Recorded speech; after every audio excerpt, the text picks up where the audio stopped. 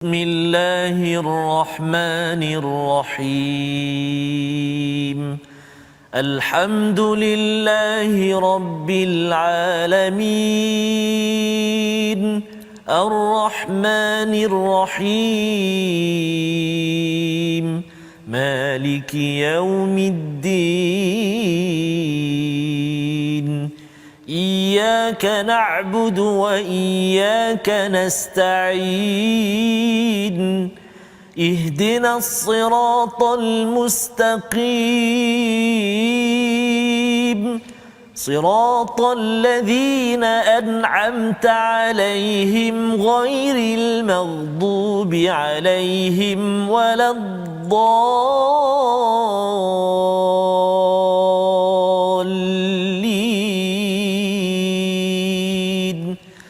آمين.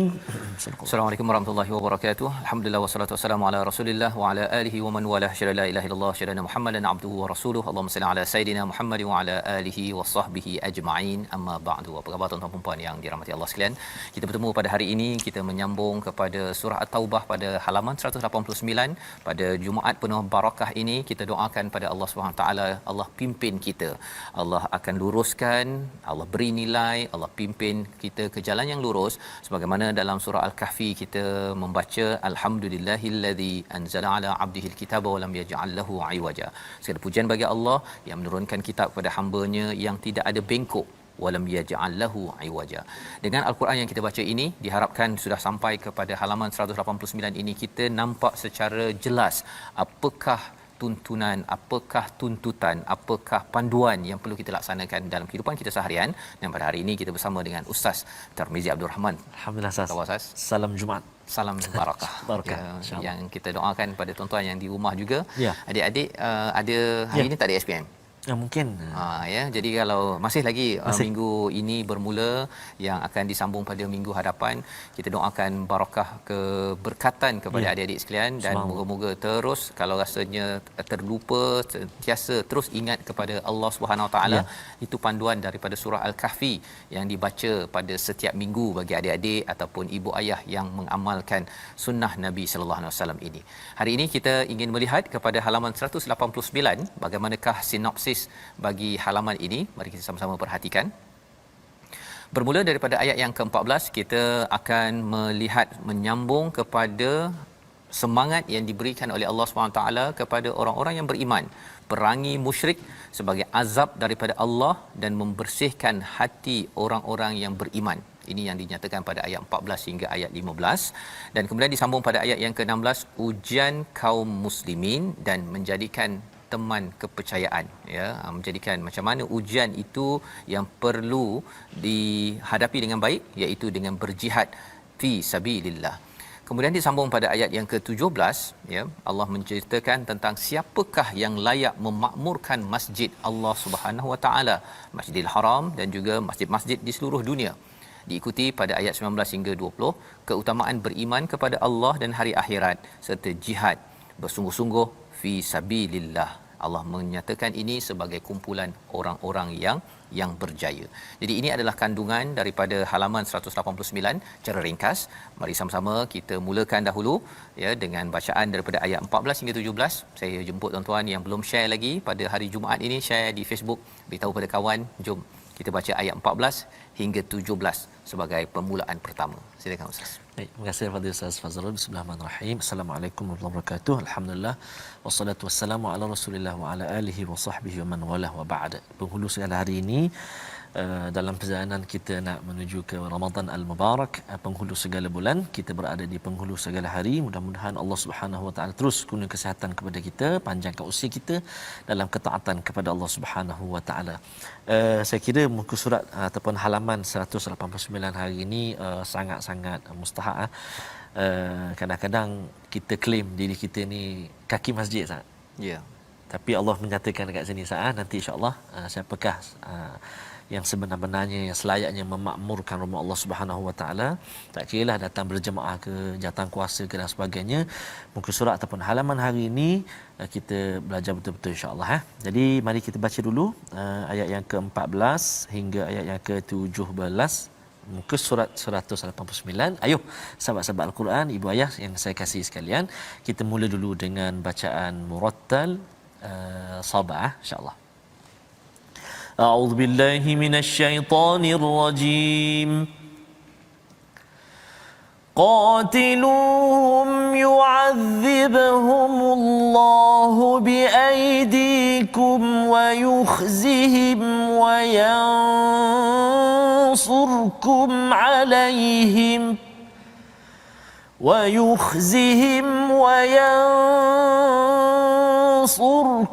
عليهم ويشف صدور قوم مؤمنين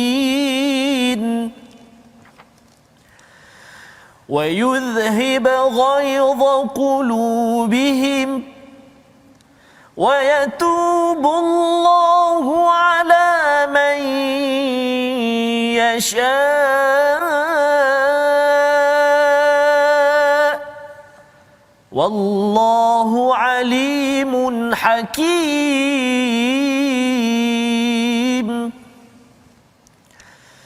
أم حسبتم أن تتركوا ولما يعلم الله الذين جاهدوا منكم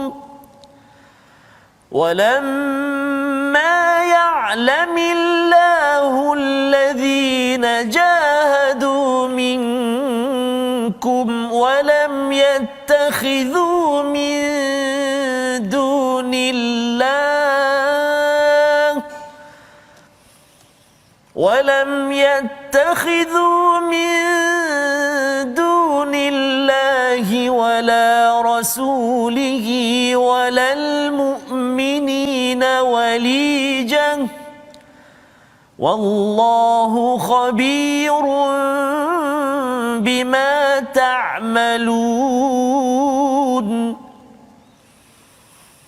ما كان للمشركين أن يعمروا مساجد الله شاهدين على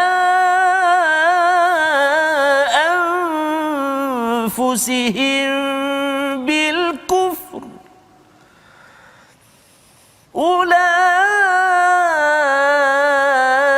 أولئك حبطت أعمالهم وفي النار هم خالدون.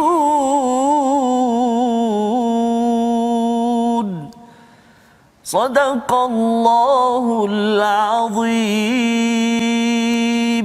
Surah Al-Azim ayat 14 hingga 17 ini memulakan perbincangan kita daripada halaman 189, menyambung kepada apa yang kita telah belajar pada hari semalam bila Allah menyatakan bahawa jangan takut, ya, jangan takut pada manusia, fallahu ahaqqa an tahsyau in kuntum mu'minin, ya, Allah lah yang layak, yang benar-benar menjadi tujuan dalam kehidupan kita, yang perlu kita takuti jika kamu orang-orang yang beriman. Jadi ini adalah semangat yang Allah berikan.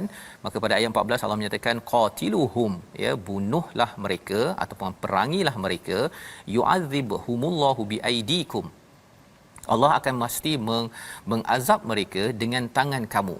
Jadi ini adalah sebagai satu penerangan Ustaz, ya. Kalau zaman dahulu Firaun ditenggelamkan dalam laut, ya, maksudnya lautlah menjadi tentera. Kalau zaman kaum Ad, Samud ataupun kepada kaum Lut contohnya, ada puting beliung, ada diterbalikkan, itu semua adalah tentera-tentera Allah.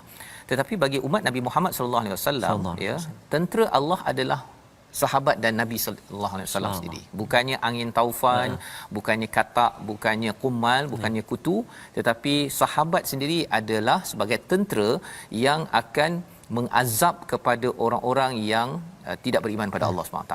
Pasal apa? Pasal mereka ni sendiri pun awal-awalnya telah membunuh, telah memerangi, telah mempenjarakan, telah menghalau orang-orang Islam, orang-orang beriman. Maka sebagai balasannya ialah mereka akan dapat azab daripada apa yang mereka buat, ya. Jadi di sinilah sebenarnya bila Allah cakap biaidikum sebagai satu motivasi kepada orang beriman, kepada kita juga. Kalau kita orang beriman, orang Islam berada dalam sebuah negara, mereka boleh beramal dengan baik dan orang bukan Islam pun menghormati, okey, tak ada masalah, insyaallah.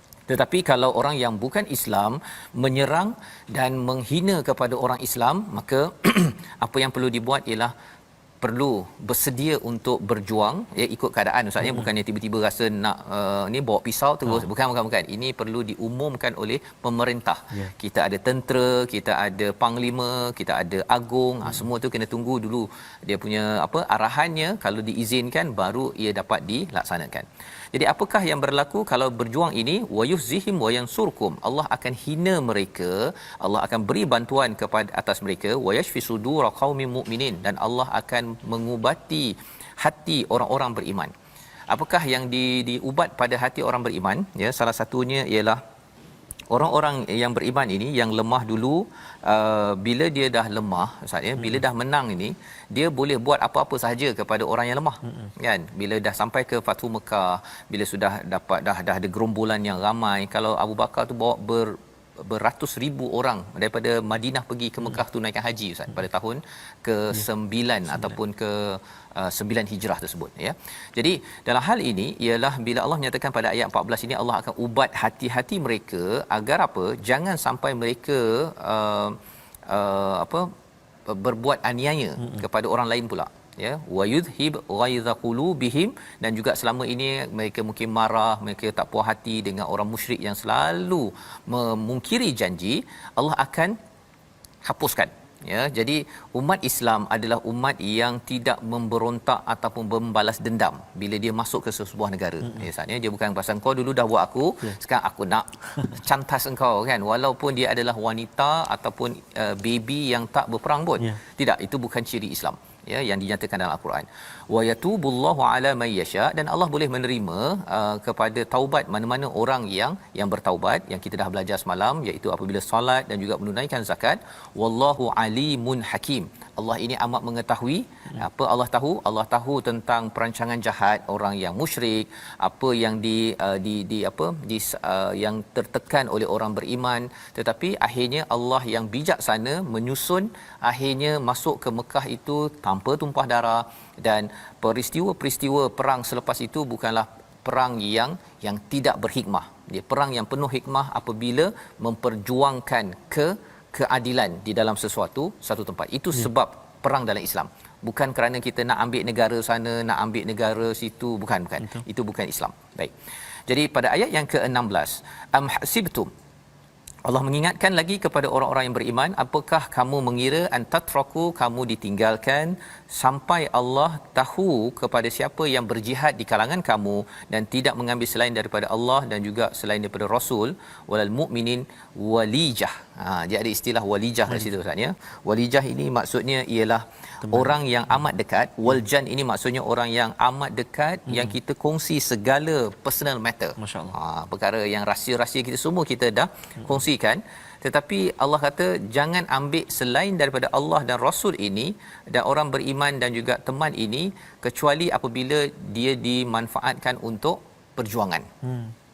Ya, wallahu khabirum bima ta'malun. Allah mengetahui apa yang kamu buat. Pasal salah satu daripada peristiwa pada waktu ini ialah Khatib bin Abi Baltu'ah. Itu istilahnya, nama dia. Jadi beliau adalah orang yang bila dah tahu akan pergi ke Mekah itu, dia bocor rahsia. Bocor, hantar surat bocor rahsia. Ini ada disampaikan dalam surah Mujadalah, ya, ataupun Mumtahanah. Jadi dalam hal ini ialah Nabi maafkan, ya, Nabi tanya pada dia maafkan kerana beliau adalah daripada tentera Badar. Ya, tapi sebenarnya apa yang beliau buat itu, mengapa ditanya balik, mengapa engkau buat begini? Pasal dia kata bahawa kalau kalah orang Islam dekat Mekah nanti, bila berperang kalah, nanti habislah dia punya family dia, contohnya, kan. Jadi perkara ini Allah tegur bahawa jangan sampai kamu menjadi geng sana. Kamu mesti berada dalam geng orang-orang yang beriman, yang memperjuangkan kepada kebaikan. Dan selepas itu dinyatakan hakikat tentang siapa yang patut untuk memerintah. Ya, pada ayat yang ke-17, mungkin Ustaz boleh baca sekali lagi. Ayat ini adalah ayat yang dipasangkan dengan ayat yang ke-18 yang kita nak baca selepas daripada rehat nanti, iaitu siapa yang patut jadi AJK masjid. Ya. Ini Masjidil Haram, tapi bukan sekadar Masjidil Haram, ia juga diaplikasikan pada semua AJK yang ada. Kita baca dahulu ayat yang ke-17. A'udzubillahi minasyaitonirrajim. ما كان للمشركين أن يعمروا مساجد الله شاهدين على أنفسهم بالكفر أولئك حبطت أعمالهم وفي النار هم خالدون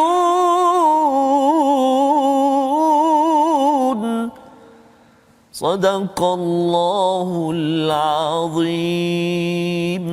Surah Al-Azim ayat yang ke-17 daripada surah At-Taubah. Tidak layak orang-orang musyrik memakmurkan masjid Allah padahal mereka sendiri mengakui kekafiran mereka. Sia-sia saja amalan mereka dan mereka kekal di dalam neraka. Jadi ini adalah ayat kesinambungan daripada ayat yang ke-16 tadi Ustaz ya. Bila bercakap tentang adakah kamu berfikir bahawa kamu akan dibiarkan begitu sahaja sampai kamu ini berjihad bersungguh-sungguh. Ini kepada orang beriman. Ya, kepada orang beriman. Maksudnya kamu bukan sekadar boleh kata saya beriman tapi tidak dibuktikan dengan jihad fi sabilillah ya, dan dalam masa yang sama tidak mengambil teman yang setia selain Allah, Rasul, orang-orang yang beriman ya, dan juga orang-orang yang walijah itu sebagai teman setia ya, orang yang kita nak kongsi rahsia apa sebagainya itu adalah kerana Allah Subhanahu Wa Taala, bukan kita sanggup jadi pembocor rahsia tersebut kerana nak buat sesuatu untuk mendapat manfaat personal ya, tetapi adalah untuk kerana Allah SWT. Jadi pada ayat yang 16 ini membawa kepada ayat 17 pasal makana lil musyrikin. Allah menjelaskan orang yang syirik kepada Allah tak wajar untuk memakmurkan masjid Allah Subhanahu Wa Taala. Dalam konteks awalnya adalah Masjidil Haram ya. Apa yang mereka buat selama ini mereka beri minum ya, mereka menjadi penyambut tetamu kepada para hujaj yang datang seluruh dunia. Mereka apa lagi, mereka bagi bantuan ya. Semua perkara itu dibuat oleh orang-orang musyrik pada waktu itu sebelum Fathu Mekah tersebut. Jadi Allah kata tak wajar sebenarnya kamu menjaga Masjidil Haram tapi sebenarnya kamu bukan nak mentauhidkan Allah, kamu nak dapat projek. Kamu nak dapat projek ekonomi, kamu nak dapat projek sosial, dapat pangkat, kuasa. Sebenarnya syahidina ala anfusihim bil kufr, padahal kamu ini kufur. Kamu ini tidak, bukan nak jaga masjid pun, kamu nak jaga diri kamu ya. Jadi antara tempat yang strategik di Masjidil Haram ini ialah orang bisnes Ustaz. Betul.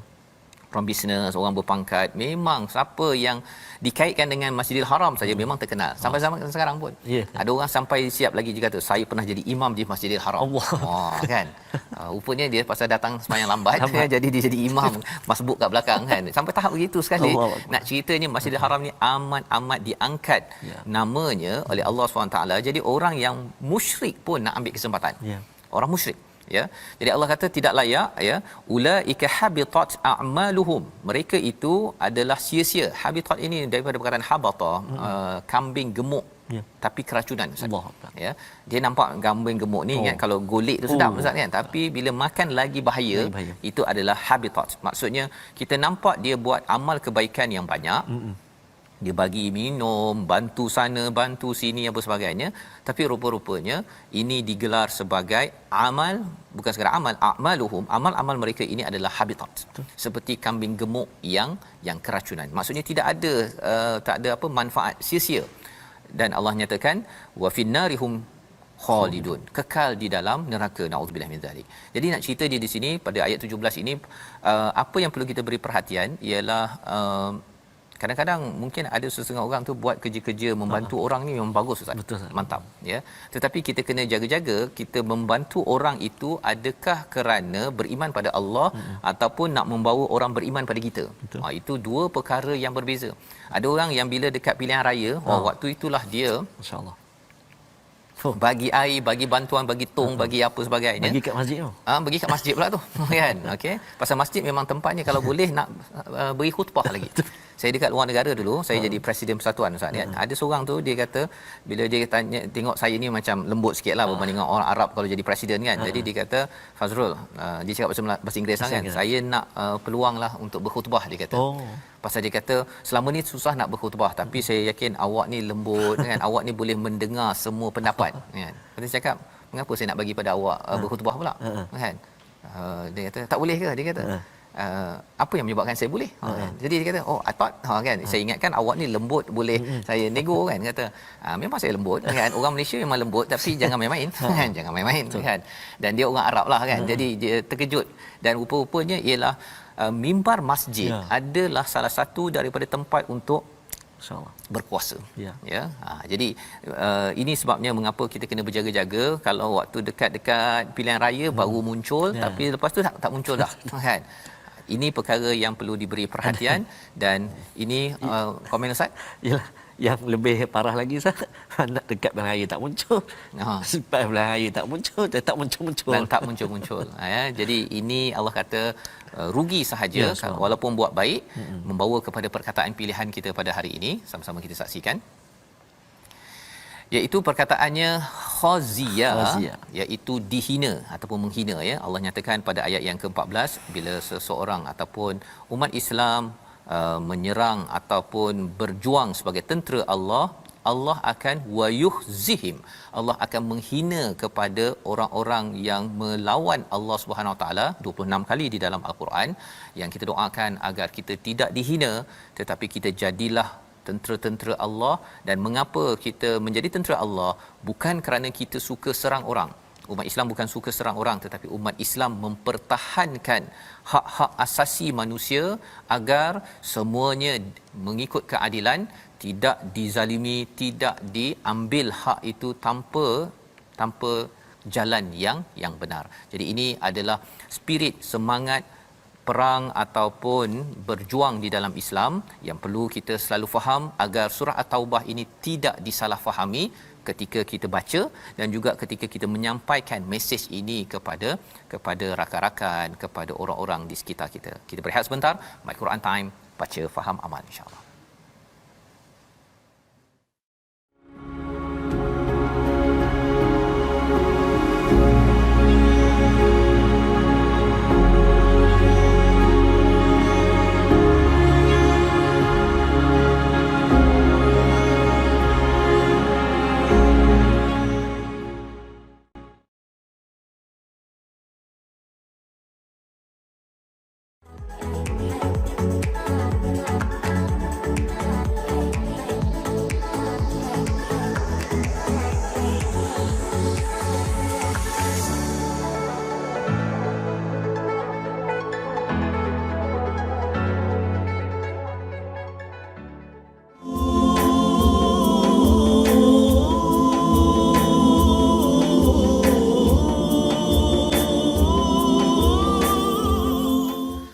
اللهم صل على محمد يا ربي صل عليه وسلم اللهم صل على محمد يا ربي صل عليه وسلم Allahumma salli ala sayyidina Muhammadin wa ala ali sayyidina Muhammad. Mudah-mudahan kita memperbanyakkan ucapan salawat dan salam di penghulu segala hari ini. Kenapa? Kerana kita merindui kekasih kita baginda Nabi Muhammad sallallahu alaihi wa ala alihi wasallam. Insya-Allah kita doa pada Allah Subhanahu taala. Hari ini kita bercakap, banyak kali kita dengar Ustaz Fazrul menyebut Masjidil Haram dan sebagainya. Cinta kita, rindu kita kepada tanah suci Makkah dan juga Madinatul Munawwarah. InsyaAllah Allah Subhanahu Wa Taala permudahkan kita nanti insyaAllah. Tuan-tuan dan puan-puan, ibu ayah yang saya kasih sekalian yang sedang mengikuti sekarang ini, sambil-sambil itu boleh doakan anak-anak kita. Doakan anak-anak kita, ya Allah, kurniakanlah kelapangan, kefasihan, ingatan yang baik dan kejayaan buat anak-anak kami yang sedang menduduki SPM. Amin ya rabbal alamin. Dan seperti biasa kita nak ulang kaji lagi tajwid kita pada hari ini. Kita ingin melihat lagi ataupun kita ingin mengikuti kata silap hari ini, kita nak berkongsi tentang mim yang bersabdu ataupun syiddah ataupun syaddah. Mari kita sama-sama ikuti insya-Allah paparan slide kita, iaitu nun sakinah dan tanwin, hukum nun dan mim musyaddadah. Hukum nun dan mim musyaddah. Nun dan mim musyaddadah adalah nun dan mim yang diletakkan tanda tasydid ataupun sabdu di atas keduanya. Kan? Maksudnya atas mim ataupun nun tu ada sabdu. Sabdu kan, tahu sabdu macam W kecil macam tu kan? Thumma inna, itu sebutan dia. Maksudnya kita kena dengung dua harakat. Dengung berapa? Dua harakat saja. Jangan dua rakaat pula. Dua harakat saja tuan-tuan dan puan-puan ya. Thumma inna. Itu contoh mim yang bersabdu dan juga nun yang bersabdu. Baik. Jadi sama-samalah nanti kita praktikkan dalam bacaan kita. Contohnya dalam ayat yang kita baca hari ini, subhanallah, ada. Kalau kita tengok satu ayat yang ke-17, ayat yang ke-17, wa finna, atas nun ada sabdu. Jadi dua harakat wajib al-gunnah. Wajib kita dengung dua harakat.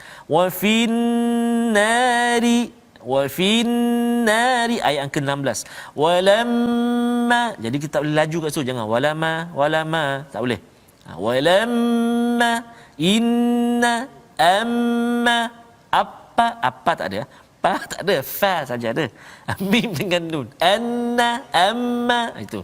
Ini dua contoh mim yang bersabdu ataupun nun yang bersabdu. Wallahu a'lam. Terima kasih. Terima kasih ucapkan pada Ustaz Tarmizi ya, berkongsi hari ini tentang nun Ustaz ya. Dan kita nak melihat lebih lagi ke hadapan nanti untuk sama-sama dengung-dengung dua ni harakat, penting, dua harakat Ustaz ya. Jangan lebih Ustaz. Dia kadang-kadang pasal dia bersemangat sangat lagu lah kadang-kadang betul Ustaz dia nak bertahan. Contoh saya tunjuk Ustaz. Ya.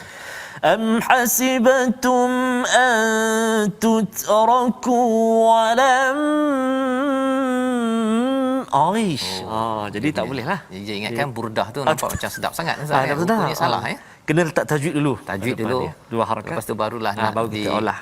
Baik. Jadi perkara itulah yang kita ingin sama-sama lihat, dan sebenarnya ada sambungan lagi pada tajwid tadi. Ustaz nak sambung sikit lagi ke? Boleh insya-Allah kalau kita perhatikan sambungan itu nun, contoh yang pertama Ustaz. Contoh yang pertama, kalau kita untuk kita jelas lagi, kita tengok contoh yang kedua dalam tajwid tadi, mim yang bersabdu, nun yang bersabdu, dua harakat. Okey. Yang ini nun dan mim musyaddadah hendaklah dibaca dengan cara dipanjangkan gunnahnya. Dua harakat sama ada ketika waqaf atau wasal. Maksudnya kita telah sebut tadi kadar dia dua harakat saja. Ustaz Fasun dah sebut tak boleh lebih, betul, dua harakat saja. Kalau contoh dekat ayat ni surah Al-Baqarah, hunna libasul lakum wa antum libasul lahun. Okey, cantik ayat ni ialah dia ada dua keadaan. Pertama, keadaan bersambung. Hunna libasun, itu dalam keadaan bersambung ataupun wasal kan. Dan keadaan waqaf pun mesti mengekalkan juga dua harakat dengung je. Wa hunna libasul lakum wa antum libasul lahun. Lahun dua harakat. Lahun dua harakat. Hunna dua harakat. Jadi boleh kita praktikkan dalam bacaan kita, nun bersabdu, mim yang bersabdu kena dengung dua harakat. Terima kasih. Baik, Allah. Itu adalah sambungan daripada nun dan juga mim tadi itu Ustaz ya. Yang penting dengung itu dua harakat. Ya, jangan lebih, jangan dua rakaat. Ya, jangan dua rakaat. Baik. Kita menyambung kepada halaman 189 untuk kita melihat kepada, kalau tadi telah dijelaskan tidak layak bagi orang yang syirik ya, yang tidak mengutamakan kepada Allah ini ya, yang kufur. Kali ini Allah membawakan kepada siapa yang layak memakmurkan masjid Allah di Masjidil Haram dan juga di masjid-masjid yang ada di bumi ini, agar kita dapat melihat fungsi masjid yang sebenar-benarnya pada AJK masjid. Kita melihat betul-betul agar bila masjid dibuka 100% nanti Ustaz ya, kita dapat jadikan ini sebagai asas, dan nanti kita lihat apa kaitan masjid dengan perjuangan. Ya, subhanallah. Baik, kita teruskan dengan ayat 18 hingga ayat 20. Baik, bismillah. Terima kasih Al-Fadhil Ustaz Fazrul. Tuan-tuan dan puan-puan, sahabat-sahabat Al-Quran yang dikasihi Allah Subhanahu Wa Taala sekalian, ibu ayah Kita nak sambung bacaan kita ayat yang ke-18 hingga ayat yang ke-20, 3 ayat. Kita di juzuk yang ke-10. Allahu akbar. Dah 1/3 Al-Quran kita nak habiskan. Alhamdulillah, mudah-mudahan Allah panjangkan lagi usia kita, dapat kita habiskan 2/3 lagi. Amin ya rabbal alamin. Amin. Baik. A'udzubillahi minasyaitonirrajim. إنما يعمر مساجد الله من آمن بالله واليوم الآخر وأقام الصلاة وآتى الزكاة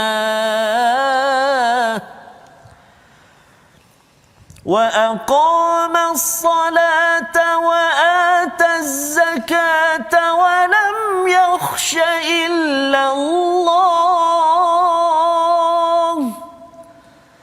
فعسى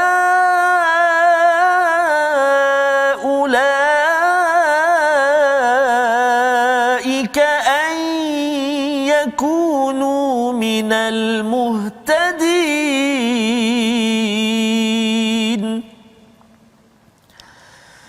أجعلتم سقاية الحاج وعمارة المسجد الحرام كمن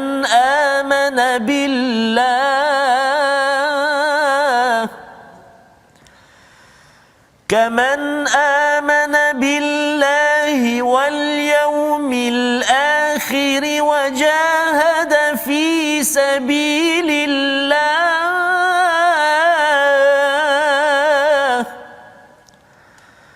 لا يستوون عند الله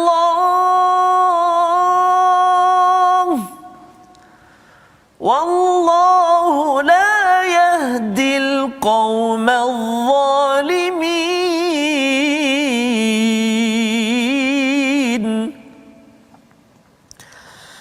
الذين آمنوا وهاجروا وجاهدوا في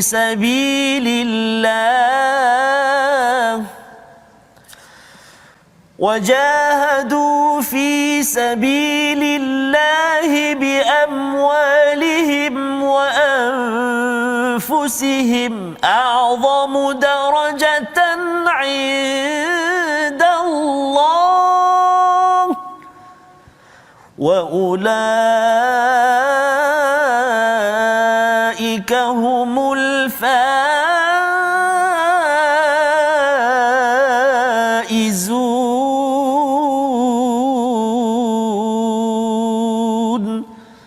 صدق الله العظيم. Surah Al-Azim ayat 18 hingga 20 ini menjelaskan kepada kita bagaimana sifat orang-orang yang layak untuk memakmurkan, mengimarahkan masjid. Innama ya'muru masajidallah adalah yang pertama, man amana billah, yang percaya kepada Allah, kepada hari akhirat, mendirikan solat, menunaikan zakat dan tidak takut kepada Allah Subhanahu wa taala, tidak takut kecuali kepada Allah Subhanahu wa taala. Ada 5 perkara menjelaskan tentang fungsi masjid yang perlu dibangunkan oleh AJK Masjid di Masjidil Haram ataupun di masjid di Bangi dan di Shah Alam misalnya, dan di seluruh seantero dunia. Maksudnya ialah apa? Yang pertama, fungsi masjid itu adalah untuk membina keimanan kepada Allah. Yang pertama, maksudnya program-program yang dibina itu bukan untuk beriman kepada orang tertentu, kan, kepada pengurusi ke, kepada bendahari ke, kumpulan A, kumpulan B, bukan. Untuk membawa kepada Allah yang pertama, yang kedua kepada hari akhirat. Apa tanda kita membuat program kembali kepada hari akhirat? Kita berjaga-jaga, AJK berjaga-jaga duit yang dapat itu jangan digunakan untuk joli pula pergi Langkawi. Ya, kena jaga-jaga. AJK dulu yang kena tahu sebelum kita cakap tentang qaryah di sekitar itu yang perlu diberikan program-program yang menyebabkan mereka tahu, saya bekerja ni, saya dipersoalkan, adakah saya amanah ketika melaksanakan tugas saya. Program begitu perlu dibuat, ya. Rasuah bukan dibuat oleh SPRM semata-mata, ya, tetapi dibuat juga program itu kesedarannya di masjid. Bagaimana transaksi sesama manusia ini mesti berasaskan kepada transaksi yang halal, contohnya agar di akhirat nanti tidak hutang kita ataupun muamalat kita ini tidak selesai. Yang ketiganya wa aqamas solah. Yang itu biasa ustaz ya. Biasa orang cakap pergi masjid nak solat. Tapi sekarang ini kita tak dapat menunaikan solat mendirikan solat di masjid ya, bagi sebahagian tempat, bagi tuan-tuan yang mengikuti live ini. Jadi kita doa agar kita dapat kembali ya memaknai fungsi masjid. Khuatir nanti ada orang pergi masjid untuk solat, tapi solatnya itu adalah untuk dia bukan nak bawa kepada Allah, tapi untuk dia tunjukkan saya baik. Kan kalau saya baik bagi projek pada saya. Inilah yang berlaku kepada orang-orang musyrik di Masjidil Haram yang akan dijelaskan pada ayat sebentar nanti. Dan yang kelimanya ialah ataupun yang keempatnya wa ataz zakah, orang yang pergi yang memakmurkan masjid. Fungsi masjid adalah untuk menghasilkan orang-orang yang suka derma dan menunaikan zakat agar masyarakat di sekitar masjid itu dapat terbela. Dan yang keempatnya walam yasha illallah, ini amat menarik. Kerana apa? Kerana ayat ini muncul dalam ayat surah perang Ustaz ya. Walam yahsya illallah, tidak takut kecuali Allah. Kalau tuan-tuan perasan semalam kita sudah pun melihat ayat yang ke-13, fallahu ahaqqa an tahsyauhu in kuntum mu'minin. Pergilah berperang ya, pergilah berjuang. Kerana apa? Jangan takut kepada manusia, tapi takutlah kepada Allah. Istilahnya tahsyau. Jadi perkataan khasyah ini muncul sekali lagi ya, khasyah ini pada ayat yang ke-18. Ciri orang yang memakmurkan masjid, fungsi masjid adalah menimbulkan takut hanya kepada Allah semata-mata. Ya, tidak berani untuk dia berasuah, tidak berani untuk dia pecah amanah, tidak berani dia untuk buat perkara-perkara yang dosa. Kalau silap dia akan cepat-cepat bertaubat. Kerana ini kalau dibina di masjid, maka kesannya akan tersebar ke seluruh masyarakat. Dan kalau perlu berjuang tak takut. Tak takut. Orang yang sembahyang kat masjid, orang yang berani kalau kata jom kita perangi orang-orang yang mengganggu negara ini. Jom. Ya, dia tak ada pula tak apalah awak pergilah, saya duduk kat masjid je takut kan. Itu bukan ciri orang yang benar-benar memakmurkan masjid. Ya, jadi inilah fungsi masjid yang perlu kita angkat ya. Sebenar-benarnya moga-moga Allah bekalkan kita kembali ustaz ya. Dapat nanti Ramadan nanti kembali balik ya. Tapi 5 perkara ini perlu dihidupkan. AJK kena tengok balik adakah program kuliah asyik nak suruh orang dengar perkara yang sama ataupun menghidupkan 5 fungsi. Dan Allah nyatakan ulaika fa'asa ulaika an yakunu minal muhtadin ya. Moga-moga ini akan menyebabkan mereka menjadi orang yang muhtad ataupun muhtadin, yang diberi hidayah, yang dipimpin oleh Allah. Kalau kita buat 5 perkara ini, kalau AJK Masjid buat program yang berdasarkan 5 perkara ini, insya-Allah qaryah tersebut akan menjadi qaryah yang sentiasa dipandu hidayah oleh Allah. Dan inilah yang akan tersebar ke dalam organisasi, tempat kerja, dalam keluarga, di sekitar kawasan masjid tersebut. Dan di dalam ayat yang ke-19 Allah nyatakan aja'altum, adakah kamu mengira bahawa orang yang beri minum kepada orang yang mengerjakan haji dan memakmurkan Masjidil Haram itu sama dengan orang yang beriman pada Allah, hari akhirat dan berjuang fi sabilillah ya. Tadi awal tadi yang pergi masjid adalah man amana billah wa yaumil akhir, dirikan solat, zakat dan juga tidak takut pada Allah. Kali ini Allah rangkumkan kepada wajahada fi sabilillah, bersungguh-sungguh pada jalan Allah ini paling kurang ada 3. Yang pertama, bersungguh-sungguh nak pergi sembahyang ustaz. Mendirikan sembahyang. Kalau tak dapat pergi masjid, kita solat dekat rumah berjemaah dengan ahli keluarga. Bersungguh-sungguh. Itu jihad kita. Yang keduanya apa? Jihad dalam usaha kehidupan seharian sampai bayar zakat. Itu jihad seterusnya. Jihad ekonomi. Dan yang ketiganya ialah walam yahsya illallah, tidak takut pada Allah. Itu maksudnya jihad qital, jihad berperang kalau diperlukan untuk berperang. Itu level 3 ya.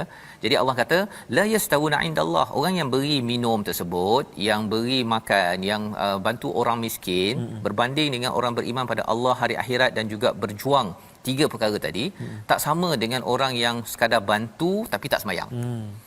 Bantu orang makan gelandangan ke orang miskin tetapi dia tidak menunaikan zakat, tak memperjuangkan ekonomi. Dan yang ketiganya tidak menegur kepada perkara-perkara yang tidak adil dalam masyarakat ataupun sampai kepada tahap berperang ya. Tapi kalau katakan berjihad fisabilillah, maka inilah tahap yang tinggi. Allah kata wallahu la yahdil qaumal zalimin, Allah tidak memberi hidayah kepada orang yang zalim. Apa maksud zalim di sini? Orang yang zalim itu ialah apabila dia buat kerja menolong manusia, tapi rupanya Ustaz, dia nak dapat kuasa, nak dapat projek. Ya, sebenarnya orang-orang di Mekah ini tadi yang kita bincang, mereka nak projek. Mengapa mereka marah sangat pada Nabi Muhammad? Ya, pasal apa? Tak dapat projek nak jual berhala. Tak dapat projek nak bagi air, supply air. Projek apa lagi? Macam-macam. Ya. Pada musim haji dan umrah itu adalah tempat untuk berkuasa dan juga jadi kaya. Kurma dan sebagainya. Kurma. Kan marah nanti kata aku tak boleh duduk kat sini. Macam mana? Kan. Jadi ini adalah ayat yang ke-19 dan ayat yang ke-20 Allah memuji orang yang beriman, berhijrah, wajahadu, berjihad fi sabilillah dengan harta dan diri mereka. Darjat mereka adalah amat besar di sisi Allah Subhanahu Wa Taala. Ayat ini adalah surah yang turun bila dah ke Mekah, Ustaz ya. Ya. Maksudnya apa? Dalam ayat ini orang beriman kita tahu, orang berhijrah ini kalau dulu kita ingatkan bahawa muhajirin daripada Mekah ke Madinah. Betul. Kali ini pasal ini dekat Mekah dah, maksudnya orang dekat Madinah mereka boleh jadi muhajirin juga. Nah, ya. Orang Madinah jadi muhajirin pasal mereka sanggup berhijrah untuk bersama Nabi di Mekah dan berjihad fi sabilillah. Allah kata mereka itu darjatnya tinggi di sisi Allah, wa ulaika humul faizun. Inilah kejayaan yang benar-benar sehingga mereka akan masuk syurga dan selamat daripada api neraka. Bagi kita beriman, sanggup berhijrah kalau tempat kerja kita itu penuh dengan arak, penuh dengan perkara yang tidak bagus, ataupun wajahadu fi sabilillah, tuan-tuan menyumbang pada perkara yang menaikkan agama Allah, maka inilah janji Allah, kita akan naik ranking. Ya, status kita dapat, kalau di negara kita dapat datuk, rasa bangga Ustaz kan. Ini dapat datuk di sisi Allah. Allahu akbar. Tak dapat di sisi manusia, di sisi Allah pastikan kita dapat wa ulaika humul faizun. Membawa kepada sinopsis ataupun situasi gambaran luas halaman 189 kita saksikan, iaitu yang pertama di sebahagian atas kiri itu bercerita tentang bagaimana perkataan orang-orang yang beriman, kata mereka menyatakan bahawa rasai azab ya kepada orang-orang yang pernah menzalimi mereka selama ini. Dan dalam masa yang sama, hakikat Masjidil Haram sebelah kanan atas itu adalah layak ditakbir oleh orang yang bertakwa, kerana mereka mentakbir bukan untuk diri mereka tetapi mentakbir untuk manfaat orang di sekitar mereka. Ya, mereka menunaikan zakat, mereka tidak takut kecuali kepada Allah Subhanahu Wa Taala. Dan dalam masa yang sama, di bawah itu orang-orang yang syirik kepada Allah perlu mempersoalkan mereka ni betul ke tak betul. Kalau mereka betul, mengapa mereka tidak dibantu oleh Allah dalam kehidupan? Tetapi bagi orang Islam, kita yakin bahawa perjuangan ini adalah perjuangan yang memang benar, membawa kejayaan sampai ke syurga. Membawa pada resolusi kita bersama pada hari ini. Yang pertama, berjuang sebagai tentera Allah dengan mengajak ke arah kebaikan dan memerangi kebatilan. Yang pertama, buktikan keimanan dengan kesediaan untuk berjuang pada bila-bila masa diminta. Dan yang ketiga, kita sama-sama imarahkan masjid dengan keimanan kepada Allah dan hari akhirat. Dirikan solat, tunaikan zakat sebagai tanda keprihatinan sosial kita. Kita berdoa pada Allah, Allah pimpin kita bersama insya-Allah. A'udzubillahi minasyaitonir rajim. Bismillahirrahmanirrahim. Alhamdulillahi rabbil alamin. Wassalatu wassalamu ala rasulillahil amin wa ala alihi wa sahbihi ajma'in. Ya Allah, ya Tuhan kami menadah tangan memohon ke hadrat-Mu ya Allah. Wahai Tuhan yang Maha mendengar, wahai Tuhan yang Maha mengetahui. Ya Allah, wahai Tuhan yang Maha Pengampun, ampunkan dosa-dosa kami ya Allah. Ampunkan dosa-dosa mak ayah kami ya Allah, ibu ayah mertua kami ya Allah. Kasihani mereka sebagaimana mereka kasih buat kami sejak kami kecil lagi ya Allah. Ya Allah, ya Tuhan kami rindu untuk bersama sahabat-sahabat kami berjamaah di rumah-rumah-Mu, masjid-masjid-Mu ya Allah. Maka ya Allah, permudahkan kami ya Allah untuk kembali ke rumah-Mu, masjid-masjid-Mu ya Allah, mengikut bersalat berjamaah dan juga mengikuti majlis-majlis ilmu ya Allah, birahmatika ya arhamar rahimin. Ya Allah, ya Tuhan kami mohon ke hadrat-Mu ya Allah, kami rindu untuk salat tarawih. Maka ya Allah, berkati kami saat ini di bulan Rajab, berkati kami di bulan Sya'ban, sampaikan kami kepada bulan Ramadan al-mubarak birahmatika ya arhamar rahimin. Ya Allah, ya Tuhan kami, mata kami ini jadikan ia suka melihat dan membaca Al-Quran. Lidah kami ya Allah, lidah yang fasih menyebut kalimah-kalimah ayat-ayat-Mu ya Allah. Hati kami ya Allah, hati-hati yang bersih, yang diberi kefahaman, yang diberi kefaqihan, yang diberi kekuatan untuk mengamalkannya ya Allah. Telinga kami, telinga yang tidak pernah jemu-jemu mendengar lantunan bacaan Al-Quran, pengubat hati dan jiwa kami ya Arhamar Rahimin. Wa sallallahu ala sayyidina Muhammadin wa ala alihi wa sahbihi wa baraka wa sallam. Walhamdulillahi rabbil alamin. Taqabbalallah. Amin ya rabbal alamin. Moga-moga Allah mengurniakan, mengkabulkan doa kita agar terus kita disampaikan pada bulan Ramadan al-Mubarak dengan Al-Quran, dengan cahaya Al-Quran. Inilah yang kita ingin sampaikan dalam tabung gerakan Al-Quran sebagai satu peluang tuan-tuan menyumbang dalam tabung ini menuju kepada Ramadan. Moga-moga dengan sumbangan tuan-tuan banyak lagi program mencerahkan dengan Al-Quran masuk ke dalam pelbagai organisasi agar kesedaran ini menyebabkan nur cahaya Allah ini tersebar dan kita menjadi al-muhtadin, orang yang diberi hidayah, dipimpin oleh Allah Subhanahu Wa Taala. Bertemu kembali kita dalam jam 5, jam 10 dan jam 6 pagi insya-Allah. Rancangan ini dibawakan oleh Mufas. Terus kita menjadi orang yang memakmurkan masjid walaupun mungkin terhad, teruskan menghidupkan fungsinya mengikut panduan surah At-Taubah. My Quran Time, baca faham amal insya-Allah.